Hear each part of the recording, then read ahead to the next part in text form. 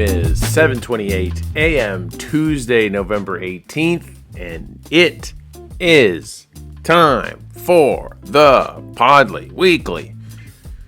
Welcome back, everybody. Welcome back to the Podly. Welcome to week 12.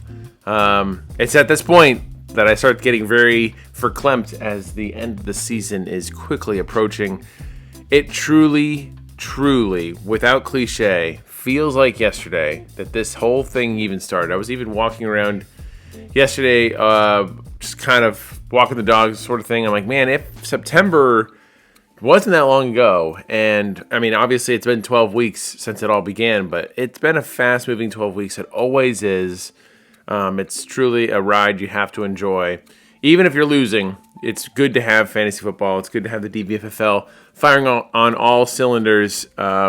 And it's quickly approaching its kind of like apex right now. We're in the final 3-week sprint to the end of the regular season.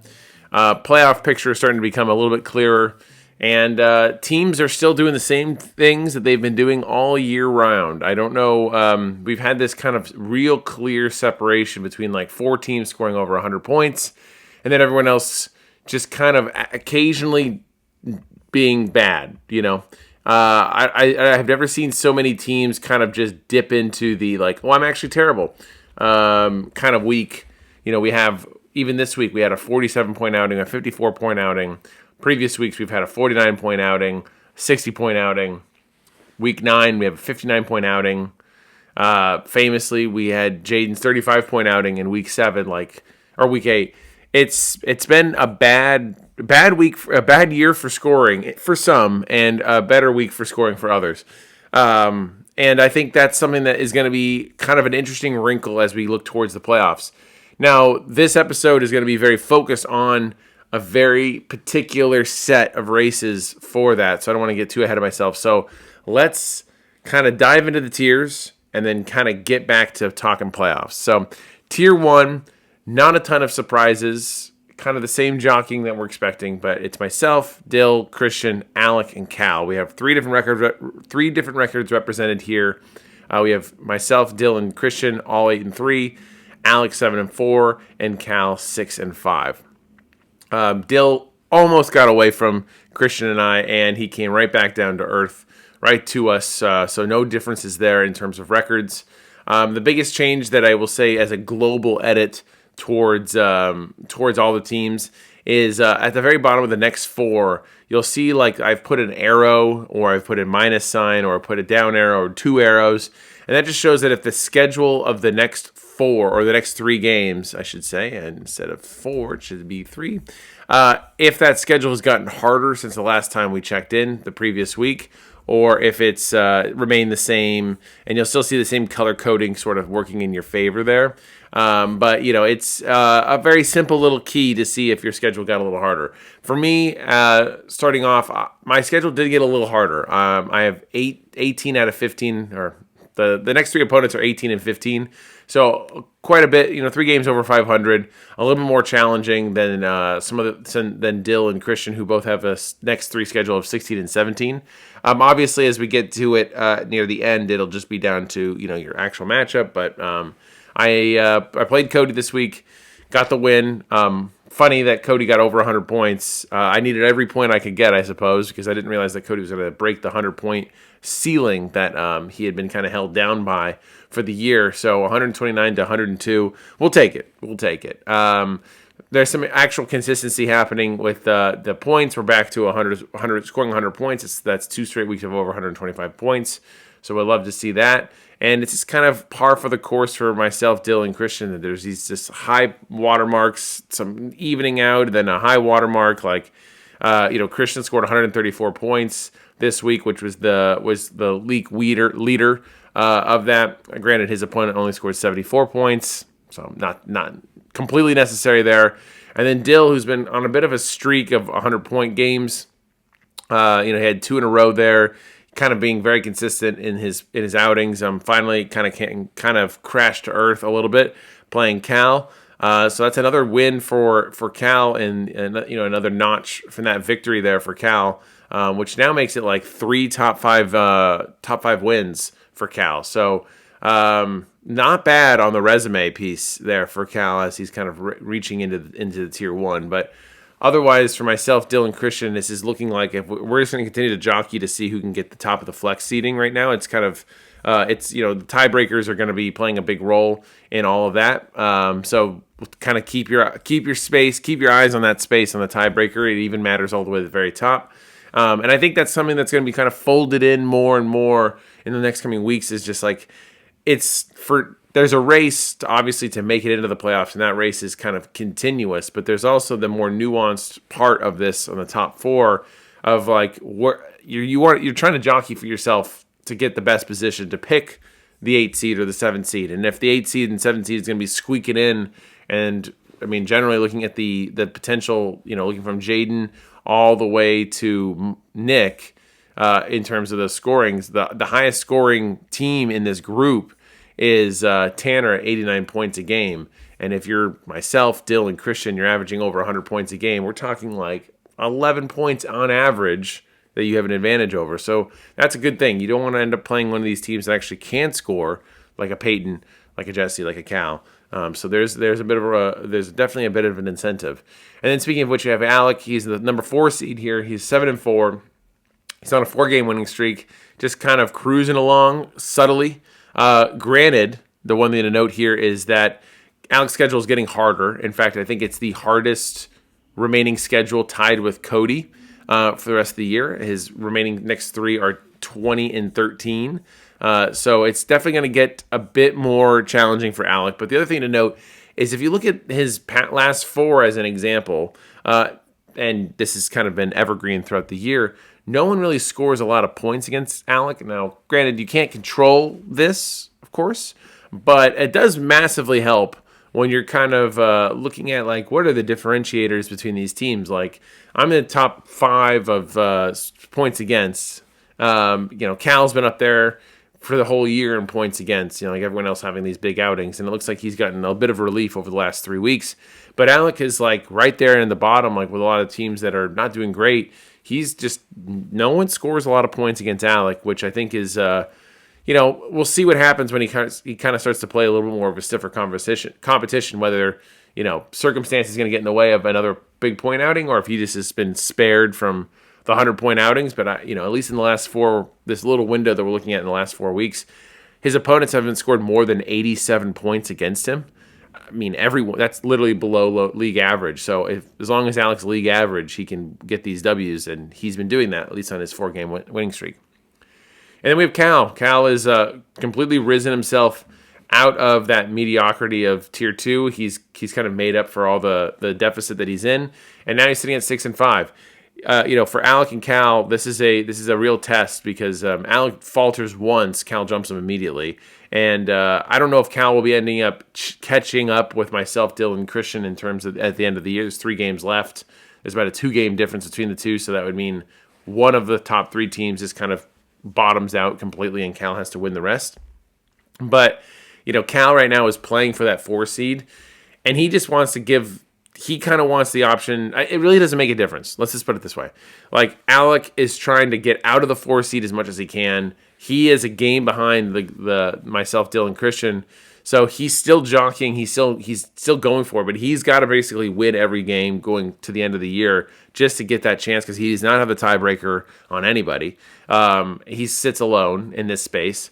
But if he ends up as a 4 seed, it's pretty much a guarantee that, like, I'm just going to report breaking news. Myself, Dylan, and Christian are not going to be choosing Cal in the first round of the DFL playoffs as a choice. So Alec is basically, the more he wins, the more he has a chance to get out of that 4 seed and kind of get away from Cal if he doesn't want to play the team with the second most points per game.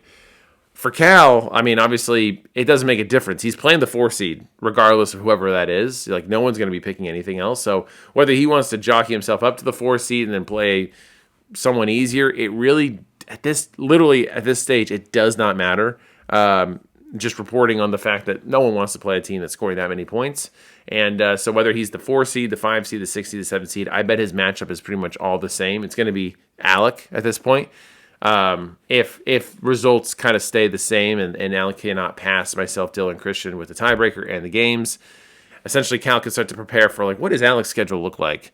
on week 15, because that's kind of who he's going to be playing regardless of wherever he falls in this. So if he ends up as the 5 seed, the 6 seed, 7 seed, 8 seed, doesn't really make a difference. Tier 2, we have Peyton, Jesse, Jaden, Mitch, and Tanner. Again, 3 records represented here. Peyton is 6-5, Jesse is 5-6, Jaden's 5-6, Mitch is 5-6, and Tanner is 4-7.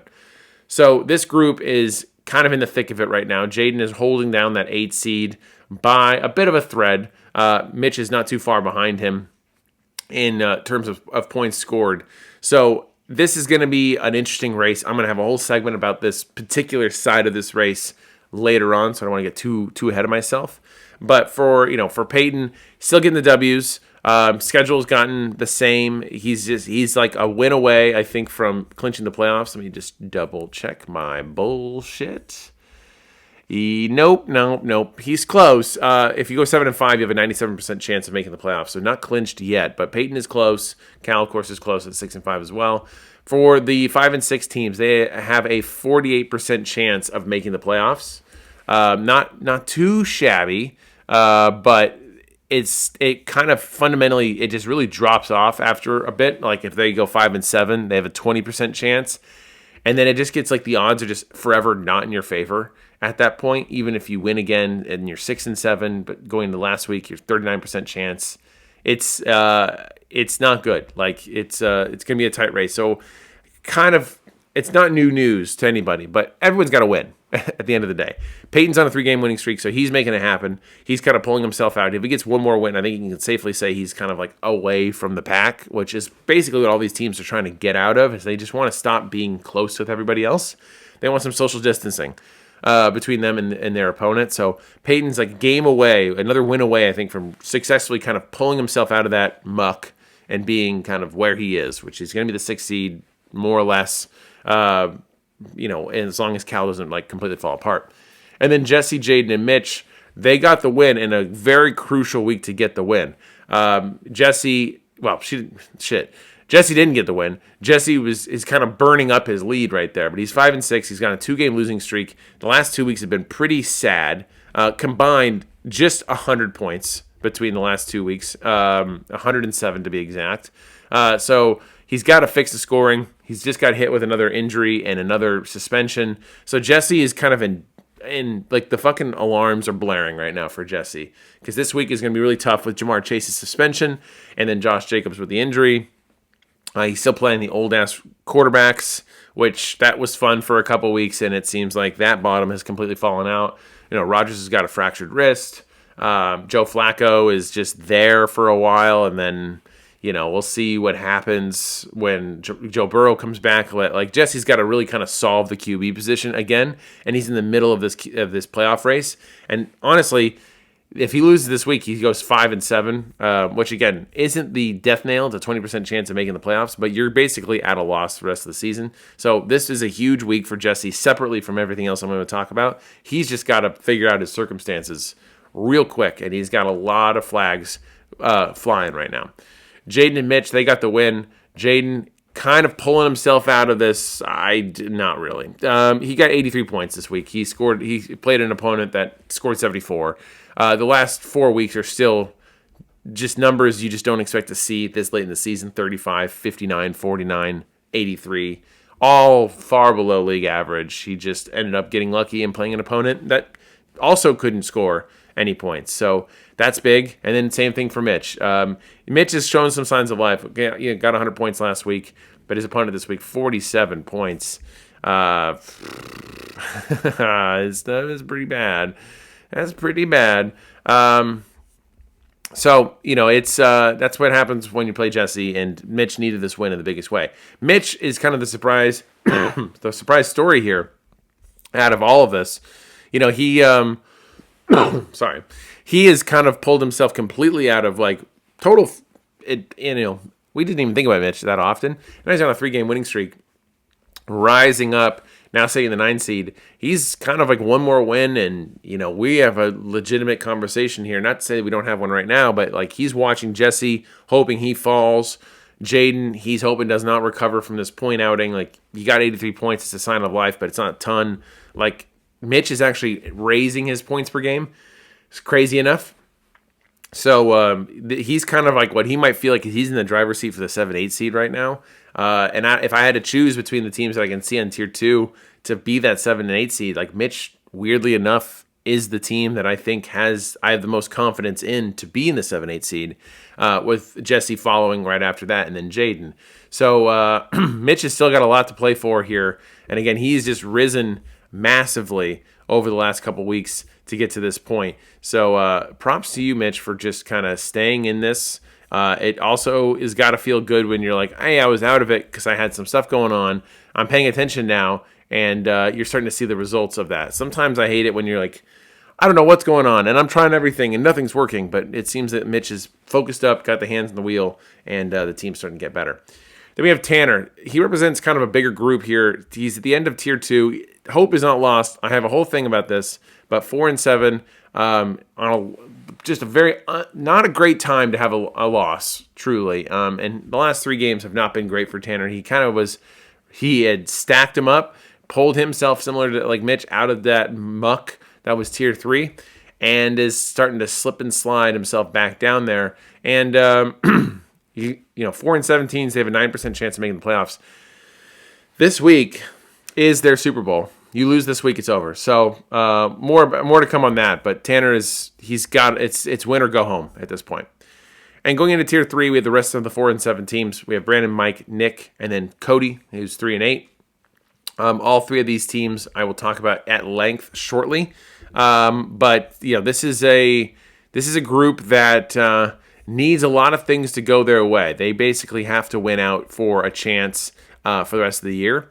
There is no other way out at this point. So these teams got to be playing desperate, and nothing else that they can hang their hats on is the fact that they all kind of collectively have a very easy schedule.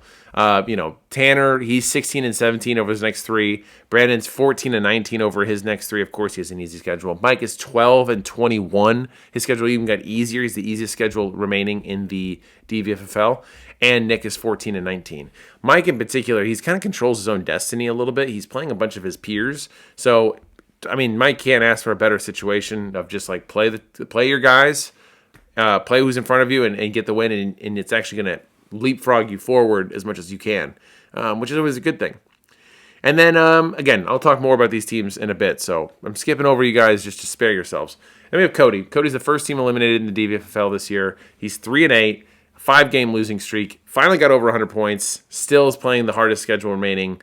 It's all not great. It's funny how it all kind of happened very slowly and then suddenly all at once. And Cody was from a perspective of mine of like, oh, Cody's having a pretty decent season. He's getting frisky. He's getting involved. And then suddenly you start to look at the schedule and you're like, oh shit, Cody, you got to get out of this. And then suddenly it's like Cody's right in it right now. And at this point, there's a conversation that has to be had for Cody of like, you gotta get a couple wins. What Cody's trying to avoid right now is he does not want to get a bye. Like he's going to go right into the Sacco, right into the sewers, and you do not want a round 1 sewer bye.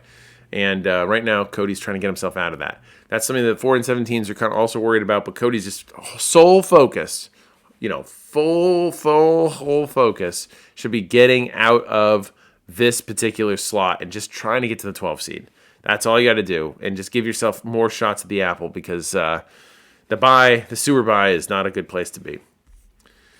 Weekly points, one of the worst scoring weeks for the league. In fact, it's the lowest since week 1 for the league. 89 points was the average, so maybe the bye weeks hit extra hard this week. A lot of injuries hit this week. It was kind of a scary week once you start seeing some of those big guys go down.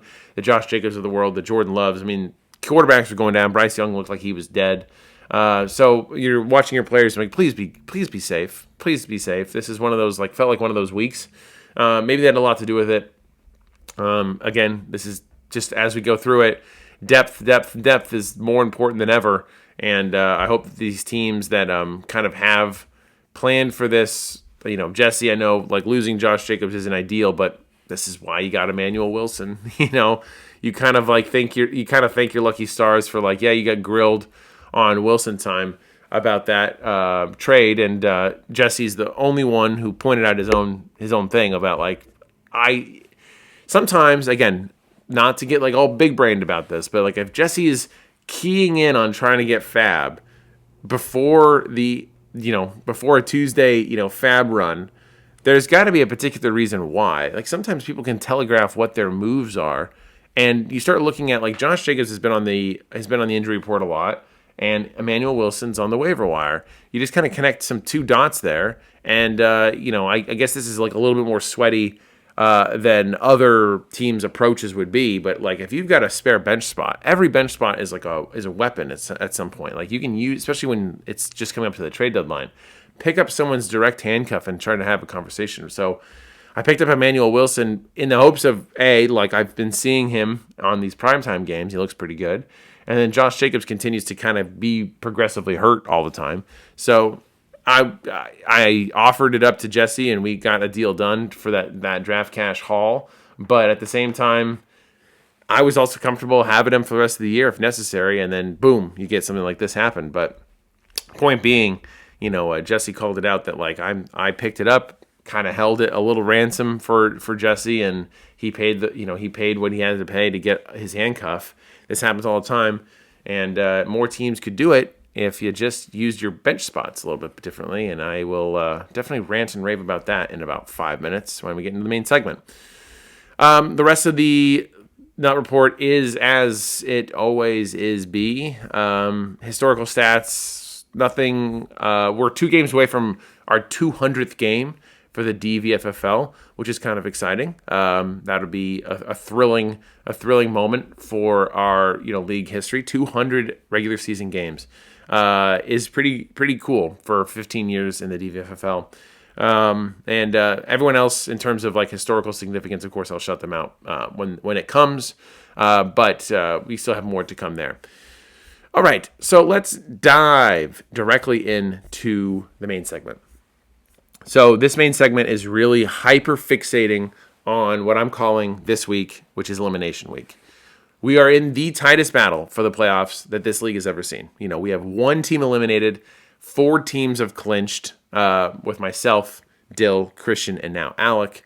That leaves 9 teams clenched, waiting to figure out what's going to happen for the playoffs. Everything is up to grabs. The 5th seed to the 13th seed are all up for grabs between these 9 different teams. So a pretty exciting race nonetheless. And I know that if we all had a crystal ball available, I'm sure I'd trade at least 50 draft cash for it because I would want to know what's going to happen. But unfortunately, we don't have a crystal ball, and it's time for a reality check. Nick, Tanner, Mike, and Brandon are all staring down the barrel of elimination. With a loss this week, right here, it's all over. There's no one is coming back. It's over. No team has ever made the playoffs, being 4-8. And even though this race is super fucking tight, I do not see that changing as there's starting to become some separation later on in the season. I promise you, we're gonna have. There's a chance that someone's is going to be under 500 and they make the playoffs, but they're not going to be 4 games under 500 and make the playoffs. So these teams, Nick, Tanner, Mike, and Brandon, this is it. Like all these hypotheticals, we've kind of had a big 10,000-foot view of what is happening in this league, and we haven't really dove all the way into a particular situation. But no more hypotheticals. Like this is shut up, put up or shut up kind of week for you. So I want to break down these 3 matchups that matter. These are the things that we're going to key in on as a league. We need to pay attention to these 3 particular matchups because it affects every single team, even the teams at the very top of what's going to happen next. So I know there's going to be some juicy matchups across the board with, teams that are good playing each other, and there's some teams that are bad that are playing good teams. Like, I just to make the viewing pleasure of this a little bit more intriguing, I think that next week, week 12, it's the final week before we get into the holiday schedule and like the buys and all the weirdness that happens here. So this is going to be a fun week. We're going to have kind of a full bore of football laying out in front of us. So let's focus in on these 3 matchups. So the first matchup that matters, and this is one of the juiciest, is that we have Mike, who's 4-7, playing Brandon, who's 4-7. So this is in total an elimination game. A win buys you a chance until the end of the season. So 5-7 teams with a win this week, either Mike or Brandon, they have a 20% chance of making the playoffs, which is a much more improved situation that they're in. They kind of keep pace. If any of those 5 and 6 teams falter, they're right back in it. So That's kind of what they're looking for. Just live to fight another day. But a loss here, it is over, it is over, it is over, it is over. So I want to emphasize to all these 4-17s, there is not a loophole out of this. This is it. This is the end of your season, essentially. Start gearing up for the sewers if you lose this week. Now, I doubt that any of my external motivation that I'm laying out here is going to be needed between Mike and Brandon. But I think that those two guys are going to be jockeying. I hope that the collusion couch becomes the combat couch. But let's let those two figure out that kind of motivation there. I hope to see some chirping. Maybe it's all in Discord. But for the rest of us, let's kind of break down what this matchup is going to look like. I've broken it into a couple categories, and we'll kind of go point by point. So for the teams, let's get a little bit of an overview of the teams. These two teams have taken a completely different approach for this season. For Mike, it's a reset year. He made the playoffs the first 2 years of coming back to the DVFFL. He has $229 going into 2026. And this year never felt like it was a good one for him. He was above 500 once this year, and that was week 1 when he was 1-0. For Brandon, it's kind of the same old, same old. He has 185 towards 2026, which you might all think that means he kind of pushed the chips in a little bit. But this is Brandon. He was $186 last year and he missed the playoffs. And then 2 years ago, he had $185 and missed the playoffs. So this is what represents his missed the playoff budget. He has 185 this year. He did 186 last year and he did 185 2 years ago. This is right on. You can kind of see where Brandon's budget lives. He's like, I want to compete, and I will not allow myself to go lower than 185 because after that, it gets weird. So 185, that's my limit. Cut me off. And whatever he can get done at 185 is what he's going to get done. Maybe this reveals that on the trade deadline, when he was trying to throw money more around, he really didn't have the budget to go further than what he was doing. And $4 for Godwin really represented, that was the max of his budget because he put an arbitrary 185, line on it. I don't know, but it's weird that the last 3 years has been the same end budget. And, well, it looks like potentially could be the same end result of missed playoffs. The matchups, so our second category. This matchup is very unique. It's not going to come down to who's got green matchups and who's got red matchups. It's going to come down to fab management. And I am about to fucking rant. Mike on bye has Herbert, Malik Washington in the Miami defense. Now, when I mention these names that are on bye, I'm only mentioning names that are actually startable players. There's obviously, in some rosters, there's other players that are on bye that are handcuffs of handcuffs or some guy that no one's ever going to start. So I'm not going to really bring that up. I'm only going to talk about teams or players that are like relevant to a starting lineup. And Herbert, Malik Washington, Miami DST, those guys are on bye. Now, that represents Mike's only quarterback and Mike's only defense. He has $33 in fab. Brandon on bye has Ladd, Sutton, and Dicker. And of course, you might, that's assuming that he only has one kicker. And of course, he only has one kicker. Brandon has $22 in fab. Okay, this is going to be an evergreen comment for all the matchups, and not just this one, but this is a great teaching example. Guys, you know more than anyone else in this league when your team's buys are. In fact, Sleeper has made it so fucking easy, they've put a little parentheses and the little number next to each name on everything that tells you when that buy is coming. So you don't have to even click the profile, which in ESPN, you got to click the profile. Then you're going to hit see all stats. Then you got to see the buy if it's there. Sleeper's made it easy. You can just literally eyeball a name, and you can see like Justin Herbert, parentheses, 12, parentheses. Like, it doesn't get easier than that. And yet, we have two teams that have failed to plan ahead. Mike, how the absolute fuck do you not grab another quarterback at this point? Like, your team is in the thick of it. And even this, Herbert isn't even playing that great. But and Herbert's looking like he's getting hurt every single week. But how do you not grab a second quarterback for this particular week that we're in right now, week 13? Or week 12, sorry. We need to have an intervention because you've held, I'm assuming for gags only, Tyler Bass, a fucking kicker, in your IR for the entire season. A kicker who has failed to do anything this year, has no signs of him coming back at any point, and all he's done for you is cost you $3 draft dollars in September. No one, I can report for this, Mike, if you're concerned about anything, no one is going to pick up Tyler Bass if you dropped him. In fact, I forgot even existed. Like, you don't need to worry about it. I'm not entirely sure why you're doing this. I bring this up because apparently you've decided that keeping P. Ryan, a 30-year-old backup running back with a high ankle sprain, on the Bengals is far important. I would also have dropped his ass too. But you kept him. So just to make these things work, what if, now we're playing hindsight now, and I know the past is the past, we can't move on from it, but just a thought exercise. If last week you dropped Bass, moved P. Ryan into your IR slot, and then picked up a quarterback in week 11, you wouldn't even be having this moment that we're in right now. You would have not had to spend any money. You would have your selections of whoever it would have been. You know, Trevor Lawrence looks pretty good, I guess. He could work for a week. C.J. Stroud could work for a week, maybe. But instead, you know, you could have picked up a defense. You could have done anything. It doesn't have to be a quarterback. But, you know, quarterback makes the most sense. It's free.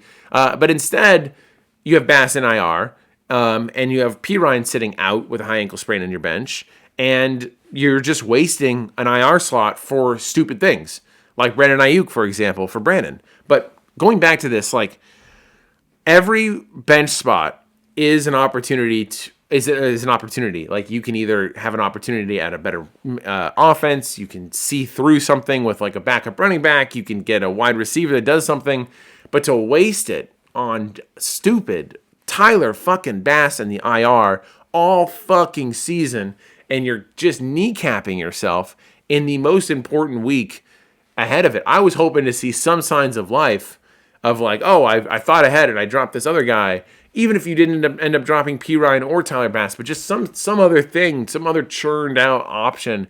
And instead, here we are, and I'm about to lay out what can be done to kind of, you know, completely block your life, but this could have been completely avoidable. And then also, shame on you, Brandon. Your season is slipping away. Why is Brandon Ayuk on the team? Slot Godwin into your IR slot, and you get a backup wide receiver for free because, oh, newsflash, everybody, Ladd and Sutton are on bye. Godwin isn't healthy yet. Brandon has no other wide receivers for this week, so he's missing a wide receiver, which is the most prominent position in this league. How does one go into a week, in week 12 of all things, with no wide receiver available for himself to actually use? So he's on the wire looking for a wide receiver. Mike's on the wire looking for a quarterback. Mike's on the wire looking for a defense. Brandon's on the wire looking for a kicker. All of this stuff could have been avoided if we just dropped the fucking fat that sits in our IR slot. The IR slot is an advantage that no one is using correctly, at least in this situation. Neither of these teams are using correctly at all.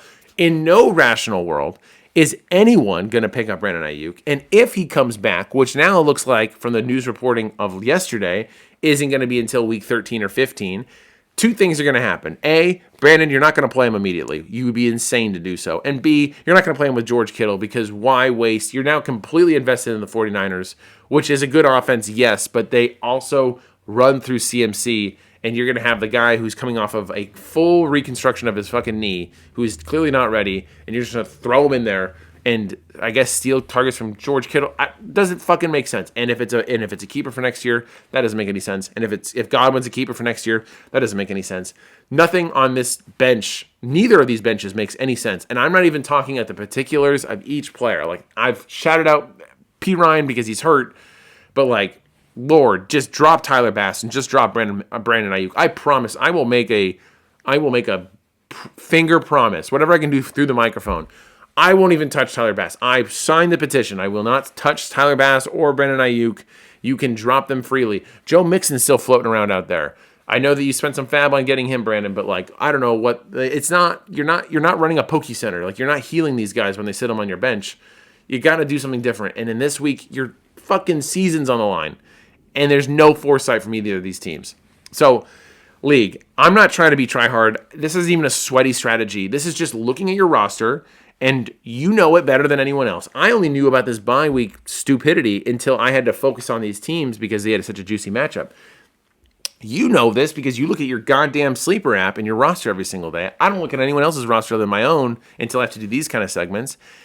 And yet, the numbers are right there on when the bye weeks are coming, and you knew this. You had to have known this, that like, hey, my quarterback has been playing a lot this year. When does his bye happen? Is he? I guess Herbert's exempt from a bye this year, or Ladd has been playing a lot. I wonder if he's got a bye this year. look at that. Like, it doesn't. I'm not even proposing something that I truly do not think I'm proposing anything that's like try hard, sweaty. It's just basic fantasy football roster management. So here you go, Brandon. Here's your action plan on the bye week coverage.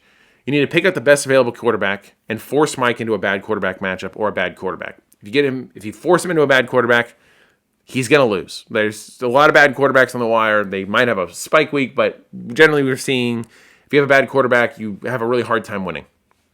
Then you need to pick up another defense. The Raiders play the Browns with Shadur Sanders as QB. That sounds kind of juicy, even though they kind of sucked last night. The Saints play the Falcons with Kirk Cousins as a QB. That's something that's viable. Pick one of them.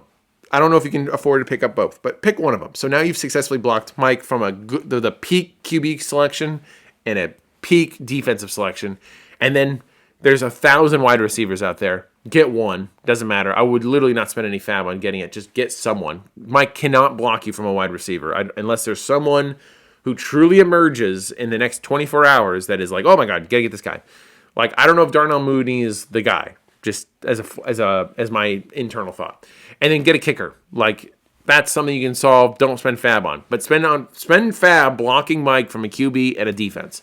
Your season is on the line. This is like, if you don't put your $22 to fucking hard work, see you in the sewers. Mike, your action plan on buys are the following. He needs a wide receiver. Godwin is not ready. There are a ton of dudes. I would just pick someone that's worth getting. You have more money than him. You have $33, I believe, to his $22. Maybe just get the best one available, maybe to block. That's your choice. You kind of have a lot of options here. Your most important option is to get a QB. You got to basically guess where you think he's going and outbid him, but don't outbid him too much because you also need to get a defense as well. And he might be blocking you, considering I just told him to block you on that. So spend your money. You have to spend all your money, essentially. You have enough money to block Brandon off of things. You just have to remember, how do you split it correctly? If you do 15 and 15, he probably can't do that, just as a suggestion. Wide receiver, though, see if you can throw an extra couple cash just to block someone else off of that option so you don't have to worry about it. Plus, Malik Washington's on bye. Maybe the guy you pick up could be useful. I don't know. But, guys, this is just do what you can. This is going to be an interesting fab battle. But like I said, this doesn't have anything to do with matchups. It has nothing to do with anything else like that. It is literally down to fab management and roster management, which will be just a fascinating couple days, especially tomorrow for these two teams. Like just key in on this fab bidding tonight. And if neither of these teams participate at all, then fucking sewers, they deserve it at that point. Both of them go. So the prediction, this is my last section of each matchup. I try to do a little bit of like a number prediction, and I see Brandon winning this, assuming he does the things and Mike does the things. This is assuming that both these teams pick up someone for these positions. They're not going to go in dire. I see Brandon winning this matchup 86-81 over Mike. Now, Mike generally has a full load of his guys in the early slate of games. 7 of his guys are slated to play at the 10 a.m. slot for you guys. So that's a lot. That means I could see this game really boiling down to a Monday Night Football where George Kittle is the star on Monday Night Football against the Panthers, and I can kind of see him, Brandon's kind of falling behind because of that big slate, and it's going to come down to George Kittle. Can George Kittle make up 7 points? George Kittle does ultimately in this scenario, and Mike is eliminated, and Brandon continues on. That's matchup 1. A lot of juice there. Matchup 2 that we want to watch. Alec, 7-4, is playing Tanner, 4-7. Gators divide is what I call this one. Alec holds the keys to ending Tanner's season.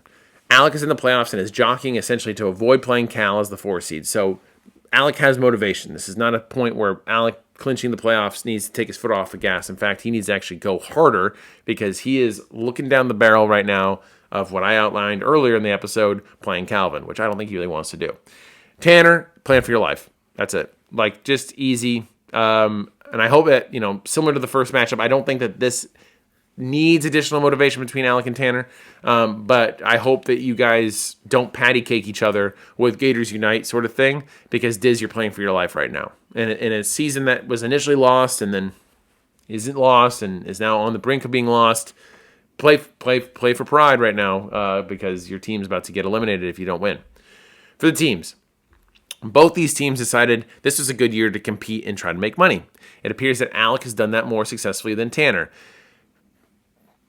This has everything to do with what Tanner decided to do in the very first. This has a lot to do with the fact that he traded away the majority of his best players in Pickens and Javonte for Zay Flowers, Kareem Hunt, and $35 draft dollars. He didn't trade again with draft cash after week 2. That's the other part of this that I didn't talk about yesterday. And the last thing I'll say about that trade, the trades that haunt Diz, is you come out guns blazing with this brand new strategy. Again, the strategy that I say is like licking glue off your elbow, where it's that's really fascinating that you're able to do that, but I never want to see anyone do that. I would have thought, though, that Diz would have kept up with this trader mentality to get to the 250 if you're so willing to give away 2 great players in the first 2 weeks of the season. Now, what this tells me, now kind of putting it all back together, because he did a player-for-player trade, which was actually detrimental to his team as well, is the fact that, I think Diz is representing or showing us that, hey, those trades did not go my way. I'm done trading for the year. I don't want to be hurt anymore. I'll just play with my guys. You had a gluttony of wide receivers. I was trying to get Zay Flowers, and we were interested, and then suddenly we weren't interested anymore. And then, Diz's last message to me about Zay Flowers is when you need him to do something, and he's the starter, he's going to be bad, but when he's on your bench, he's good. And I was so why the fuck do you want him? If you're telling me he's not good when you start him, then why the fuck do you have him? And I'm the one who's trying to take this off of you. Okay, great. Enjoy Zay Flowers. I guess you need to go and have that. And he has done exactly what Diz laid out. He's done pretty much nothing in the starting lineup. So that's Diz's situation. Alec got an absurd offer for Jameson Williams from Dill for $25 5 weeks before Jameson Williams actually became a useful player. So that has a lot to do with Alec's stimulus package of him being at $221 on the year, having spent $15 for Sun God. Alec can thank Dill all he wants, because you really can't ask for a better sell-off like that. Dill is willing to overspent. The window to buy low on Jameson Williams was when Dill bought him, but Dill instead bought him as extreme, at the highest of values you can imagine. I would imagine that if we could still trade today, someone would buy Jameson Williams for the price of $25 now, and I would be that makes sense. He's had a good 2 weeks. Fucking Dill does it 5 weeks ago, maybe even 6 weeks ago at this point. Jameson Williams is almost an idea, not even a player. And I remember the week that he traded for him, Dill's he's got the air yards, man. He's got the air yards. I'm if we're talking about air yards and hypotheticals and you just spent $25 fucking on a wide receiver, what are we doing? Still think that trade is ridiculous. It works out now. The puck sort of eventually skated back towards Dill, but Dill did not skate towards that puck. The puck, weirdly enough, came to Dill on that one, because that really helped Alec kind of boost him up. But going to my point, the ideal trade of sell-off, because Alex sells him off, gets $25. And of course, the moment you sell any player off, you're I don't want them to get hurt, but I don't want them to play well. And for 5 weeks, 6 weeks, J-Mo did nothing. And Alec probably completely forgot that he even had Jameson Williams, because he's just I got my $25 and I move on. There's no continual reminder on Sundays that oh my God, I made a mistake. Now Jameson Williams is playing well, but I think Alec has put so much time between that moment and now it doesn't even fucking affect him anymore. He's got fucking Sun God on his team, so what does it matter? Anyway, Alec has $221 for 2026. Diz has $237 for 2026. Matchup. So thankfully, these two, and I put these in quotes, rookies, with their collective 8 years of experience in the DVFL, know how to manage their teams a bit better than the above matchup between Mike and Brandon, with their collective 25 years of experience in the DVFL. Because none of these teams, Alec and Diz, have to deal with buys. They've managed it correctly. There are buys that exist. Some of which are Alex. On Alex's team, he's got some garbage that's on buy, nothing that needs to be reported on. But also have good IR management. So props to you rookies for figuring this out more so than Mike and Brandon could. Alec on buy, like I said, has garbage. Doesn't really matter. Bench garbage. And I really think that I also want to take a moment and say, when my words become action, it's truly beautiful. And for the listeners, I mentioned that Alec was going to be in a living hell with the QB thing, and we go into Daniel Jones's bye last week, and we truly just had what I said come to life in front of us. Alec at this moment, I'm sure he'll drop a few in a bit, is rostering 3 QBs during Week 11. He had Jones, Fields, and Mariota. This is some form of fucked up tryout because it seems like all the answers boil right back down to Daniel Jones as the answer, as Justin Fields has been benched as not the starting QB. Jaden Daniels apparently is coming right around the corner, and also they're on bye this week, so that won't matter. So I'm not entirely sure what the fuck Alec was doing. Why did he even pick up Justin Fields just to see? And if that's the end solution to Daniel fucking Jones, just keep Daniel Jones. Like, Daniel Jones is bad, but can be bad. He's been good, but can be bad. He's not Justin Fields, throw for 67 yards in a game bad. So, again, another telegraphed moment right here in the league of Alec is clearly struggling for the QB position, struggling for some answers there.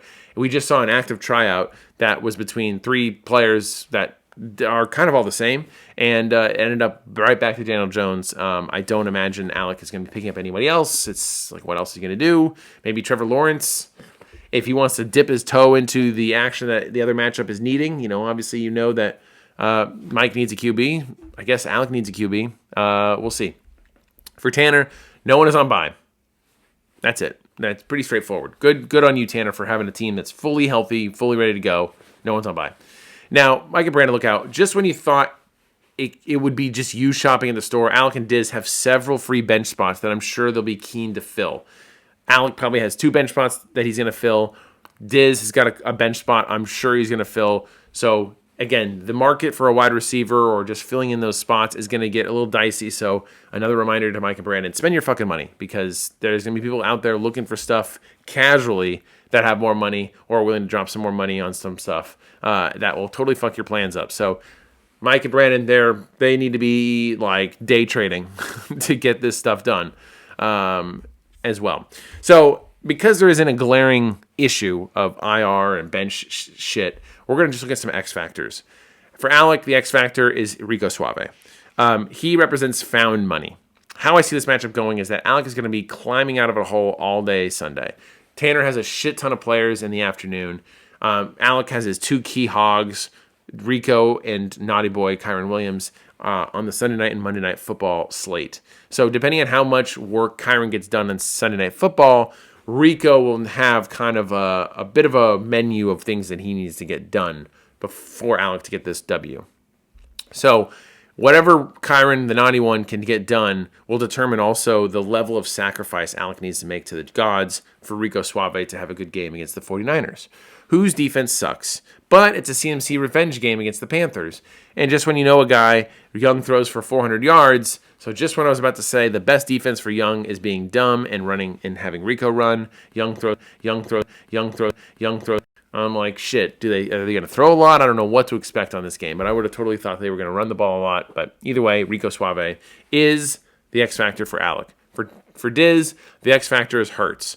So here's a team that spent the most money on a QB in DVFL history in the draft, picked up a guy off the street in Stafford, who has now continued to outscore Jalen Hurts since week 3 on a week-to-week basis. But here comes the Cowboys defense. Why is that important? They look pretty spirited last night against the Raiders. It is the Raiders, though. They're a JV team in the NFL. Let's see what they look like against the Eagles. If they are the same kind of spirited defense, this is going to be a very interesting matchup because Hurts is kind of Diz's last big punch before watching Alec on Sunday night and Monday Night Football with the naughty one and the suave one. So whatever Hurts can push the score to is going to be kind of like where Diz sets. This is the biggest stage for Jalen Hurts for Diz's team. He's got Devontae Smith playing, and he's got Kyle Pitts playing in the same window. But it really comes down to what can Hurts get done in that late afternoon window. Because if he has a 15-point game, that's curtains. Alex probably going to win without even having to guess what the score is. Hurts needs to have a 25 to 30-point game, and it's going to happen against the Cowboys defense. Let's see what kind of Cowboys defense we're going to get. Going to be juicy to see this, though, because I don't think that anyone can say that the Eagles are not playing well. This matchup looked like a cupcake, and I feel like the Cowboys D is sort of, churning into life. So let's see what Jalen Hurts can do. If he comes up short, it's game over. And I think we'll kind of know that by the afternoon. So it's going to be a little tightly contested race right there. Prediction, I think Alec's going to win this 100-92. I think it's the fact that Kyron's probably going to get score pretty close to even before Monday Night Football. And then I think in Monday Night Football, just the fact that Rico is there, he's going to be the closer. He's going to clinch this thing up for Alec and get the job done under the bright lights of San Francisco. And that ends up leaving Tanner eliminated. So between the two matchups we have right here, we have Mike getting eliminated and we have Tanner getting eliminated. We have one more juicy matchup to go. We have Jaden 5-6 against Nick 4-7. The battle of the struggling teams. A mid-off. This is what the last 5 weeks for these two teams have been bad. In fact, the last 5 weeks for these two teams, both these teams are 1-4. They have a combined record of 2-10 in the same time frame. Jaden is averaging 61 points per game in the last 5 weeks. Nick is averaging 72 points per game over the last 5 weeks. 0 100-plus games between the two of them in the last 5 weeks. This is bad. Just so bad. Now, the pressure is mostly on Nick here to not get eliminated. But Jaden is far from out of the woods. Like, just because he has a 1-game cushion does not fully save him from being in the sewers. So, because if you look at it this way, Week 13, he plays Diz, who will probably be angry from losing and vying for a sewer flex seating. And then in Week 14, Jaden plays me. So he's got pretty contentious ways. He might just be, with a win against Nick, he could be sparing the inevitable by a week. And then for Nick, obviously, the same emphasis. You lose, you're going to the sewers, and the playoff hopes are done. So both these teams are on the plus side of 200. I think what stands out is how bad of a season Jaden is having, because he started the draft this year with 247. And often we see, owners with that plus side of cash like that get at least frisky in the playoffs, whether they're not the top teams, but they're in there. And we're looking at Jaden's situation, and we're having a conversation about sewer contention and 61 points per game over the last 5 games. Like, what the fuck happened? This team had $247, And it kind of reminds me, I was traveling recently, when you're in the hotel and you just put on some garbage TV, usually the History Channel sort of thing, and just like something wacky at 11 p.m. And I was watching this doc about the discovery of King Tut, and they're talking about all these Egyptologists that discovered King Tut's tomb in like the early, mid-20s and 30s in the 1900s. And once they found out who that it was King Tut, they hosted this like lavish dinner inside the tomb, and they brought in like the who's who of Egyptologists inside this tomb, and it was like just super fucking lavish. Everybody around the world that was into this kind of stuff was in this dinner, and they took a picture. They're like basically eating in the same space, and like 2 months later, like half the dudes in this picture and half the dudes at this dinner mysteriously died, and this is where that King Tut's curse comes from. And it kind of reminds me for some reason of like, when you spend close to $30 on a keeper, it's like dining in King Tut's tomb. Suddenly, your season kind of just eats itself from the inside. And Jaden may not have sat at the end of the table, at the top of the table, but Jaden was sitting close to this table. He was maybe was in a tomb next door, because he spent $28 on Jaden Daniels. And Jaden Daniels is having the most cursed season you can possibly have. And it's completely torpedoed Jaden's season completely.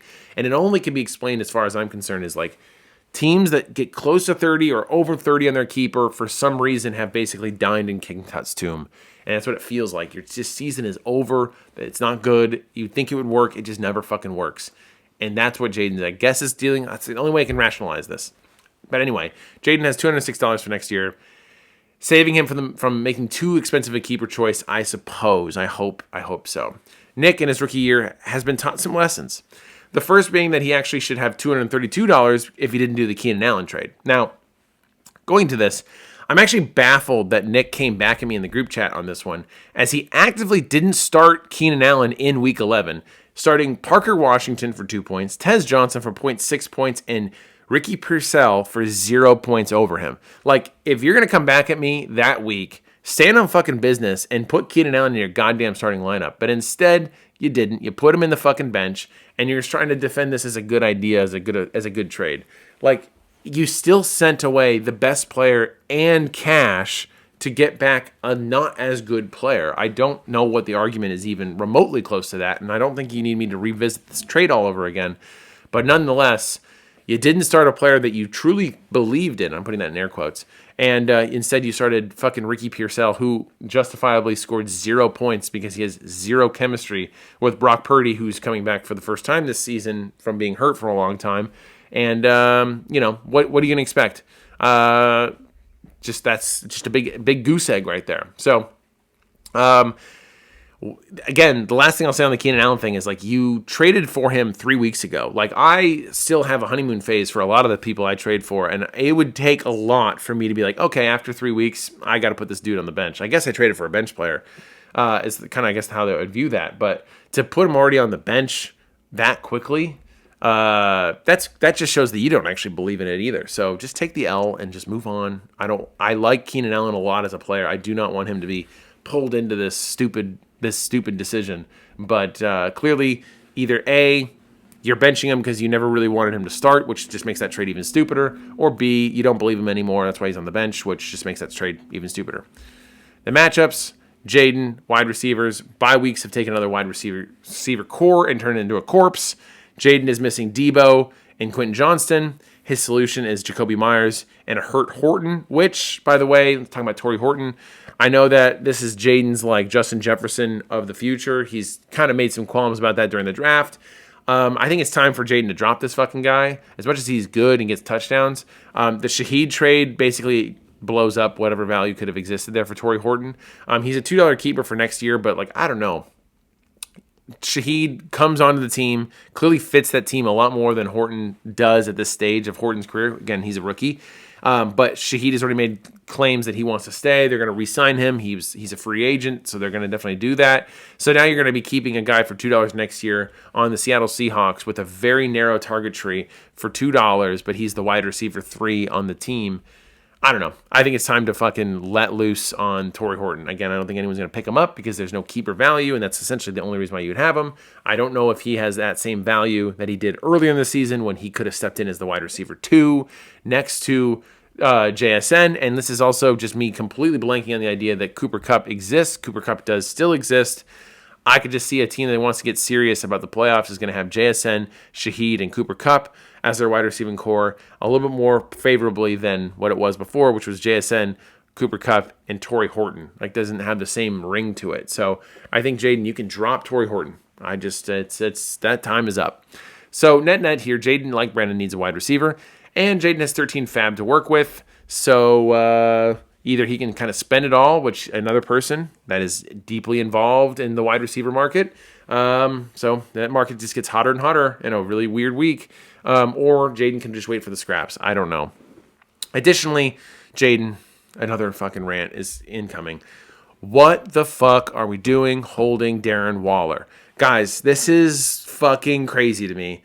On bye week management and roster management and IR management, it just, I thought we were past this, and then we're right back to it again. What are we doing? You traded for Dallas Goedert, and you have 3 fucking tight ends in the team, and you still are holding Darren Waller in your IR slot. You have other IR-related issues that you need. You do not need to keep Darren Waller anymore. Why do you do this? Why? You could have dropped Darren Waller, moved Jaden Daniels to your IR slot, and picked up a wide receiver last week in week 11, and we wouldn't even have a conversation of you need to get a wide receiver this week. You could have moved Torrey Horton into your IR slot and picked up another wide receiver. You didn't want to drop Torrey Horton. You could have done a myriad of different things. And instead, here we are holding Darren fucking Waller. Dude, are you going to start Darren Waller over Dallas Goedert? No, you're not. So answer, throw him away. He's not going to play. He's on a bad team. I feel like at this point, I need to go through every team and just shame these situations out of them. But I'm truly hit with like the biggest what the fuck face when I'm looking at this stuff. And I see teams like this. Like, again, I am not suggesting a expert mode fantasy football galaxy brain shit here. I'm just suggesting pure logic, which basically breaks down to, is the player bad? Yes. Is the player hurt? Yes. Then get him off the team. And you traded for a tight end to replace him, and that tight end, Dallas Goedert, is already through his buys. What is it that I'm missing? Do you need depth? Because you have A.J. Barner still on the team. There's your depth. And there's another reason why Torrey Horton should get off the team. You have a tight end for the Seahawks. There's a low, narrow passing tree. And you have Torrey Horton, a wide receiver on the Seahawks, narrow passing tree. I don't understand. I literally don't understand. Like, the missing the point this year may not happen because there's not contextually anything that's like historically bad, point per game. But roster missing the point, we're getting I need to just dive into someone's team and just rip them apart because this is crazy. Like, why the fuck do you trade for Dallas Goedert and have A.J. Barner and have Darren Waller in your IR slot and yet don't have a spare wide receiver for the week that you are trying to avoid getting eliminated? Not that you're getting eliminated if you lose, but you're basically on the fucking edge. Oh, I don't get it. Okay, Nick's team. The only thing that's going on in Nick's team is he's got superstar Keenan Allen on bye. So that's the only thing he's missing. He's going to put Parker Washington, Tez Johnson, and Pierce Sell back in for round 2 of that performance. That performance last week got him a total of 7 points. Actually, less than 7 points. That performance got him 2.6 points between Parker, Tez, and Ricky. So let's see what week 12 has. Maybe he can get to 4.3 points or 5.6 points between those 3 wide receivers. But, I mean, he's clearly not going to be playing Keenan. All right, let's just jump to the predictions. It's going to be pretty straightforward. I think Nick wins 89-79. I think you know why. There's too much bench spot waste that's happening. Jaden's looking for a quarterback as well. Jaden Daniels isn't ready.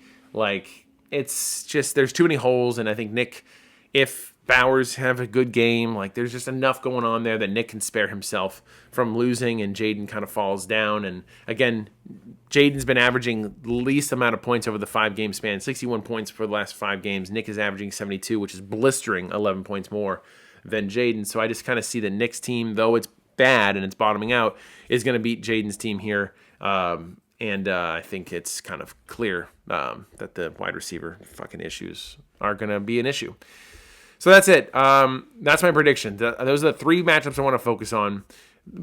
More frustrating to me than maybe to others. But I think that this week, let's focus on these 3 matchups and kind of have them be the key part of the narrative. This is, again, Mike versus Brandon. That's a winner go home, or winner lose. Winner goes on, losers go home. That is not that saying. I don't know why I said it so awkward. But I predict that Brandon wins this game and that Mike is eliminated. We have Alec versus Tanner. I predict that Alec wins this game and Tanner is eliminated. Then we have Jaden versus Nick. I predict that Nick wins this game and Jaden is not eliminated, but he's now in the muck with everybody else and deep in the sewers, which will then be another focus probably next week on a similar matchup of 5 and 7 teams or whatever that are having some elimination kind of woes. But that's the Podly this week. A little ranty again, guys. Just your IR slots. Like, it's at this point of the season. Like, unless you have some big ass plans to keep them. This also goes out to you, Cal. No one wants Cam Scatterboo. And there's no fucking way you're keeping Cam Scatterboo for next year because he's like $16 or whatever the fuck he is. So he's like too expensive for a keeper, as we talked about. You're basically dining in King Tut's tomb if you spend too much money on a keeper. And you have Puka Nacua, so you're going to keep him anyway. And if there's any trade market for Cam Scatterboo, it doesn't fucking exist, because anyone who's going to be willing to trade extra money to get Cam Scatterboo with his blown out ankle, who may not be ready for the start of the next season, or if he is, he's going to get hurt because we just saw that kind of work out. It's not worth it. So, Cal, you could drop Cam Scatterboo. I don't think anyone's going to pick him up. Joe Mixon's still available for everybody who still wants to know that. But everyone, please take a look at your IR slots. If you're going to just be keeping a meme in there, don't act like then you want to win the playoffs or go anywhere. Like, if you're just like Tyler Bass in the IR slot is just fucking crazy to me. For 12 weeks, I've been letting this go, and then we get to this point where it's like, I wonder if that'll have any consequences. Well, consequences, meet Mike, because it's all down. It's all happening right here. But anyway, Evergreen, take a look at your bench spots. I'm not asking for anyone to do anything that is crazy. I just felt like this was basic shit, and we're at the basic shit level right now. That is it for the Podly. I should have said this at the start. So good to have the whole run of DVFL content back last week. It was just 2.5 hours of pure bliss of having Gobby Talks, which was so great to have back. Thank you, Mitch, for getting that back going. Wilson Time back. I love the charts. Oh my God, I have some nut proteges happening here with some charts that look quite colorful, quite nice. So glad to see the guys are kind of going into the stats world, and there's like Wilson numbers and there's nut report. So I love to see it. So keep it going. I hope to see another 2 episodes this week. And guys, as a shout out, like, we got 6 weeks of this thing left. So 6 episodes is all we're asking for, and the juice is only gonna get sweeter. So everyone else, have a good week. I'll talk to you later.